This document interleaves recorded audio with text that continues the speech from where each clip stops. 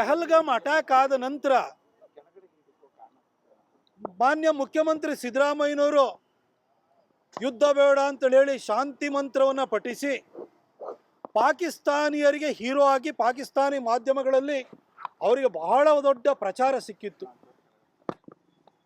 ಅದಾದ ನಂತರ ದೇಶಾದ್ಯಂತ ಜನ ತೂಚಿ ಅಂತ ಉಗಿದಾದ ನಂತರ ಸ್ವಲ್ಪ ಬುದ್ಧಿ ಬಂತು ಅಂತ ಅಂದ್ಕೊಂಡಿದ್ದು.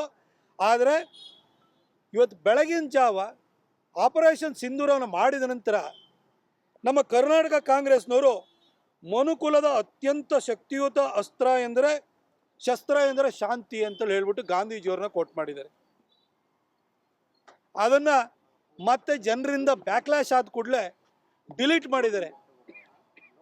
ಶಾಂತಿ ಮಂತ್ರವನ್ನು ಪಠಿಸಿದ್ದಂಥ ಸಿದ್ದರಾಮಯ್ಯನವರು ಬೆಳಗ್ಗೆ ಟ್ವೀಟ್ ಹಾಕಿ ಟ್ವೀಟನ್ನ ಡಿಲೀಟ್ ಮಾಡುವಂಥ ಪರಿಸ್ಥಿತಿ ಸೃಷ್ಟಿಯಾದ ನಂತರ ಹಣೆಗೆ ಬೊಟ್ಟನ್ನು ಇಟ್ಕೊಂಬಂದಿದ್ದಾರೆ. ಇವತ್ತು ಅಲ್ಲಿ ಆಪರೇಷನ್ ಸಿಂಧೂರವನ್ನು ಪ್ರಧಾನಿ ನರೇಂದ್ರ ಮೋದಿಜಿಯವರು ಮಾಡಿದರೆ ಸಿದ್ದರಾಮಯ್ಯನವರು ಜನಾಭಿಪ್ರಾಯಕ್ಕೆ ಅಂಜಿ ಸಿಂಧೂರ ರಾಮಯ್ಯ ಆಗಿ ಬಂದ್ಬಿಟ್ಟಿದ್ದಾರೆ.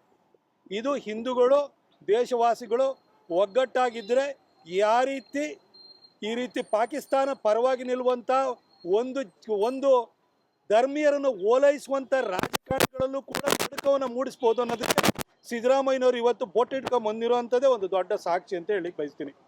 ಆದರೆ ಕಾಂಗ್ರೆಸ್ನವರಿಗೆ ಒಂದು ಮಾತು ಹೇಳಲಿಕ್ಕೆ ಬಯಸ್ತೀನಿ.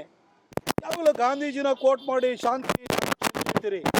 ನಿಮ್ಮ ಶಾಂತಿಯಿಂದ ಒಂದರಲ್ಲೇ ದೇಶಕ್ಕೆ ಸ್ವಾತಂತ್ರ್ಯ ಬರೋದಾಗಿದ್ದರೆ ಭಗತ್ ಸಿಂಗ್ ಏನು ಮಾಡಿದ್ದು, ರಾಜ್ಗುರು ಏನು ಮಾಡಿದ್ದು, ಸುಖದೇವ್ ಏನು ಮಾಡಿದ್ದು, ಚಂದ್ರಶೇಖರ್ ಆಜಾದ್ ಏನು ಮಾಡಿದ್ರು, ಸುಭಾಷ್ ಚಂದ್ರ ಬೋಸ್ ಏನು ಮಾಡಿದ್ರು, ಸಾವರ್ಕರ್ ಏನು ಮಾಡಿದ್ರು, ಅವ್ರು ಬಲಿದಾನ ಕೊಟ್ಟಿದ್ರಿಂದ ಸ್ವಾತಂತ್ರ್ಯ ಬರಲಿಲ್ವಾ?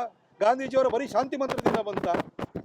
ಜಗತ್ತಿನ ಯಾವುದೇ ಯುದ್ಧಗಳನ್ನು ನೋಡಿ ಅಥವಾ ಪುರಾಣ ಪುಣ್ಯಕಥೆಗೆ ಹೋಗಿ, ರಾಮಾಯಣದಲ್ಲೂ ಕೂಡ ಯುದ್ಧದ ನಂತರನೇ ಶಾಂತಿ ಸ್ಥಾಪನೆಯಾಗಿದ್ದು, ಮಹಾಭಾರತದಲ್ಲೂ ಕೂಡ ಕುರುಕ್ಷೇತ್ರದ ನಂತರನೇ ಶಾಂತಿ ಸ್ಥಾಪನೆಯಾಗಿದ್ದು, ಮೊದಲನೇ ವಿಶ್ವಯುದ್ಧದ ನಂತರನೇ ಶಾಂತಿ ಸ್ಥಾಪನೆಯಾಗಿದ್ದು, ಎರಡನೇ ಮಹಾಯುದ್ಧದ ನಂತರ ಶಾಂತಿ ಸ್ಥಾಪನೆಯಾಗಿರುವಂಥದ್ದು.